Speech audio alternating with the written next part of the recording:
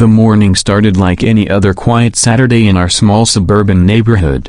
The sun filtered through the blinds, casting pale stripes of light across the kitchen floor. My daughter Lily sat at the table, swinging her legs while eating cereal, her golden hair catching the morning light. The hum of the refrigerator and the soft clink of her spoon were the only sounds in the room. For once, everything felt peaceful. I had worked a long week, and all I wanted was a calm weekend with my little girl and no emails, no phone calls, no drama from the hoe. But peace in our neighborhood was temporary. It always was, thanks to Karina, the self-proclaimed enforcer of the homeowners association. She lived across the street, in the house with the perfect lawn and 100 rules taped to her mailbox. No parking on the curb, no trash cans visible for more than 30 minutes, no children playing too loudly. She treated the hoe bylaws like sacred scripture, and anyone who broke them was a personal enemy. I'd already had my share of run-ins with her. First, it was the color of my mailbox, apparently slightly darker than regulation gray. Then it was my front yard needing aesthetic alignment. I had paid fines, ignored letters, and even attended meetings just to avoid further conflict. But recently, I'd started pushing back. I was tired of living under her constant surveillance. The last straw had come when I'd refused to pay a $200 fine for leaving my trash bins out overnight during a rainstorm. The hoe had threatened legal action, but I knew their bark was worse than their bite, or so I thought. That morning, I was fixing a loose board on the porch when I heard Lily's laughter drift from the front yard. She was playing with our dog, a golden retriever named Buddy, tossing a small red ball across the lawn.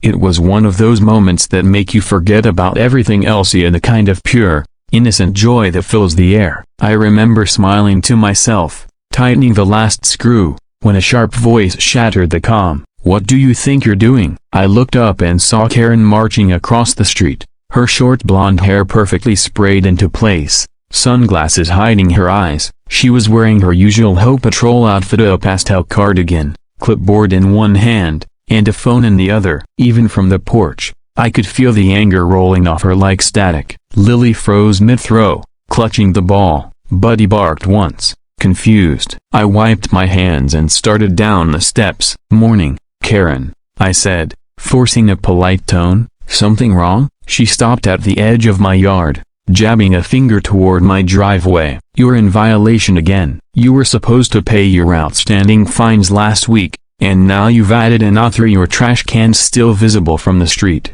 I exhaled slowly. "Karen, it's Saturday. I moved it last night. It's behind the fence." She narrowed her eyes. "Don't lie to me. I saw it this morning from my window." "Then maybe you should stop spying on your neighbors," I said before I could stop myself. Her lips thinned.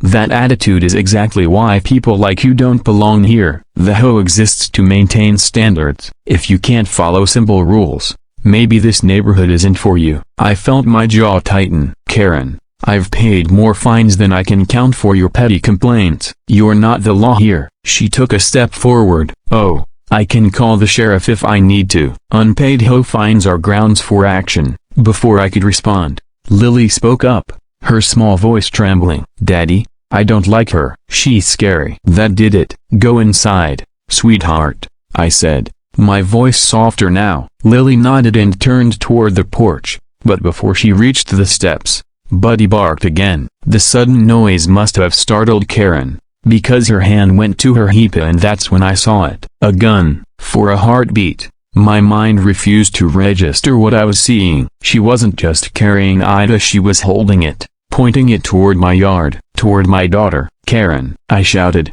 my voice breaking through the shock, "put that down." She didn't lower it. Her face was pale, but her hand was steady. "You're harboring an aggressive animal," she snapped. "That dog charged me last month." "I'm not taking chances." Buddy stood 10 feet away, tail wagging, tongue out. He looked anything but dangerous. I moved slowly, stepping between her and Lily. My pulse pounded in my ears. "He's not aggressive." "And you're out of your mind." "Put the gun down now." "Don't tell me what to do," she screamed. "You think you can ignore the rules? You think the hoe doesn't have authority? I warned you, and now you're dangerous, Mutta." "He's a family pet," I shouted back, "and that's my 7-year-old daughter standing behind me." For the first time, Something flickered in her expression, an uncertainty, maybe fear, but she didn't lower the weapon. My hands trembled, not from fear of the gun but from the rage boiling up inside me. I could hear Lily crying softly behind me. Every instinct I had screamed to protect her. Then, from down the street, a car door slammed. My neighbor Tom jogged over, eyes wide as he took in the scene. "Whoa, whoa, what's going on here?"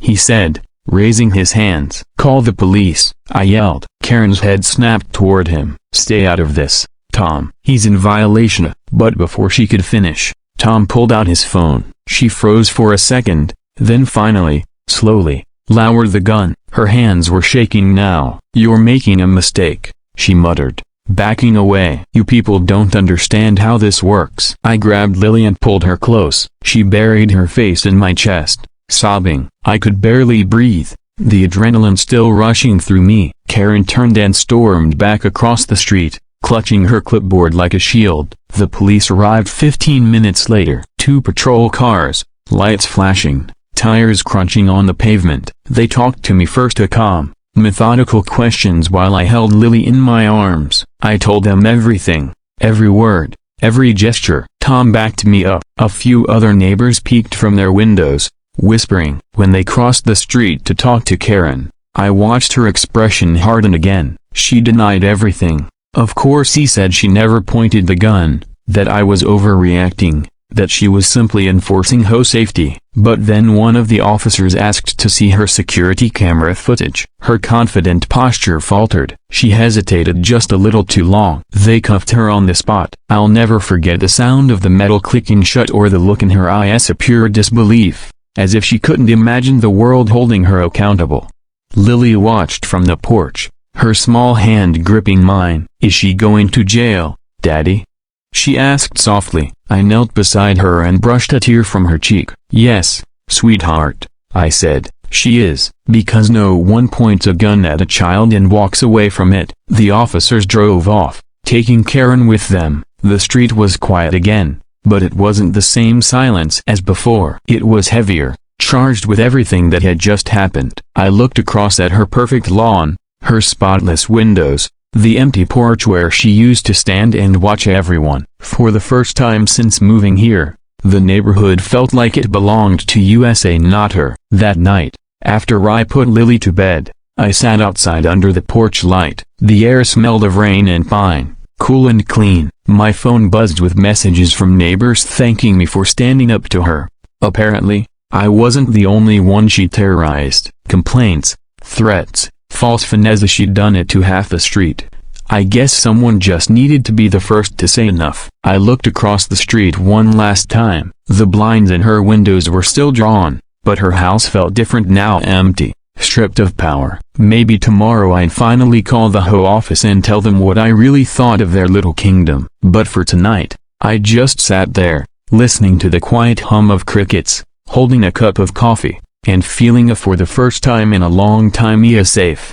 Because Karen's new home wasn't in this neighborhood anymore. It was behind bars, where she couldn't hurt anyone ever again. The days after Karen's arrest felt strangely calm, like the air after a violent storm. For the first time in months, there were no threatening notes slipped under my door, no pictures of my yard printed out and taped to my mailbox with the words "violation notice" scrawled across them. The neighborhood looked the same, but it felt different, lighter somehow. I thought maybe, finally, things would go back to normal. But peace, it turned out, was only temporary. It started with the whispers, people talking in hushed tones at the mailbox or during evening walks. Some neighbors were relieved Karen was gone, others said I'd gone too far. A few even avoided me altogether, pretending not to see me when I waved. The Ho board, stripped of its self-appointed leader, scrambled to restore order. New letters arrived, official ones, stamped and worded in that cold bureaucratic way that makes you feel like you are guilty even when you've done nothing wrong.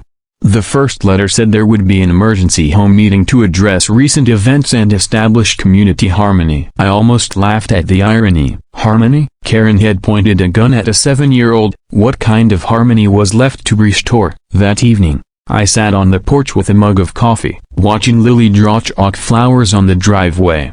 The sun was dipping low, painting the houses gold. For the first time since everything had happened, she seemed happy again. Buddy lay next to her, wagging his tail lazily. I wanted to freeze that moment, to lock it away before the world could spoil it. But then a car pulled up to Karen's old house. It was dark blue, newer than anything she'd ever driven. A man stepped out, a tall, clean-cut, wearing a crisp white shirt and expensive shoes that didn't belong on our cracked sidewalks. He looked around with a faint expression of disgust, like the neighborhood wasn't quite up to his standards. Then he walked to Karen's front door, unlocked it, and stepped inside. I sat up straight. Nobody had told me the house was being sold. I didn't even know she had family. Lily noticed my sudden silence. "Daddy, who's that?" "I don't know, sweetheart," I said. "Go inside for now." She nodded and gathered her chalk. I watched as the man came back out 10 minutes later, talking on his phone. I couldn't hear his words, but his gestures were sharp, impatient. When he hung up, his eyes met mine across the street. He didn't wave. He just stared for a few seconds before going back inside. That night, long after Lily was asleep, I sat by the window with the lights off, staring at that house. A single light glowed upstairs. It was strange seeing it lit again after weeks of darkness. I told myself it was probably just a realtor or a family member coming to collect things, but something in my gut didn't sit right. The next morning, there was another letter in my mailbox, handwritten this time, in elegant cursive. No envelope, just folded neatly. When I opened it, my stomach turned. "You've made a serious mistake. People like you ruin good neighborhoods. Fix this before it's too late." No name, no signature. I stared at the words for a long time. The handwriting was too neat, too deliberate to be random graffiti or a prank. I looked toward Karen's house again. The blue car was still there. I called the sheriff's office,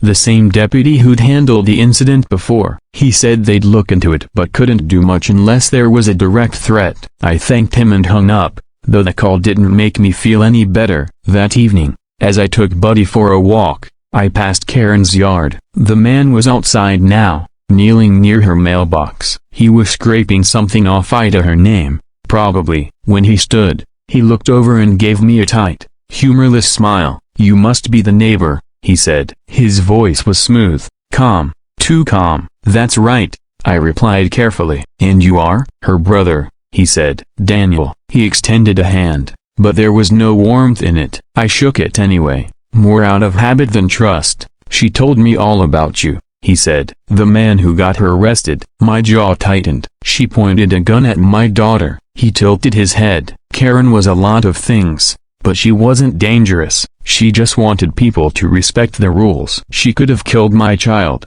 I snapped, my patience slipping. He smiled again, thin and cold. "You don't have children, do you, Daniel?" That wiped the smirk off his face for a moment. "She was my sister," he said quietly. "She didn't deserve what she got." "She deserved exactly what she got," I said, and turned to walk away. His voice followed me. "Careful, neighbor. Some people don't like seeing family treated like criminals." That night, I couldn't sleep. Every creak of the house made me tense. I got up twice to check the doors, then finally gave up and sat in the living room with the TV off, listening to the hum of the refrigerator and the distant chirp of crickets.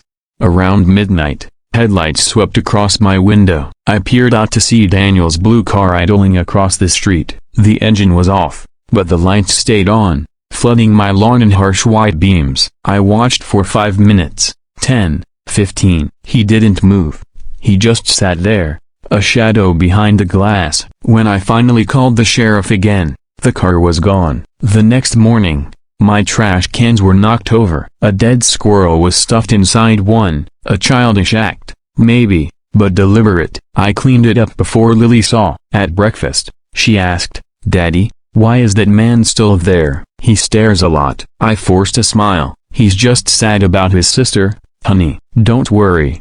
But I was worried, more than I wanted to admit. That weekend was the home meeting. Against my better judgment, I went. The community hall smelled of stale coffee and tension. About 20 neighbors showed up, sitting in folding chairs under buzzing fluorescent lights. The new acting president, a tired-looking woman named Marlene, tried to bring order to the chaos. "We're here to discuss neighborhood safety," she said, and the vacancy left by Miss Henderson's unfortunate incident. Daniel was there too, sitting in the back, watching me. Every time someone mentioned Karen, his eyes flicked toward me like a knife. When it was my turn to speak, I stood up and cleared my throat. "My only concern," I said, "is that we make sure something like what happened never happens again. No one should live in fear of their neighbors." A few people nodded, but Daniel chuckled under his breath. "Funny," he said loudly. "You talk about fear, but you're the one who made everyone terrified to stand up for themselves." Marlene tried to hush him, but he stood up. "My sister gave her life to this neighborhood," he said. "She kept it clean, safe, and beautiful." "And how was she repaid?" "With betrayal." "Your sister pointed a loaded weapon at a child," I said, my voice rising despite myself. "She belongs in prison." The room went silent. Daniel's face darkened. "You'll regret those words," he said quietly, then walked out. I went home that night with a knot in my stomach. I double-checked the locks again, even set up a small camera on the porch. When I looked out the window one last time before bed, Karen's old house was dark, but the curtains in the upstairs window shifted slightly, like someone was standing just out of sight.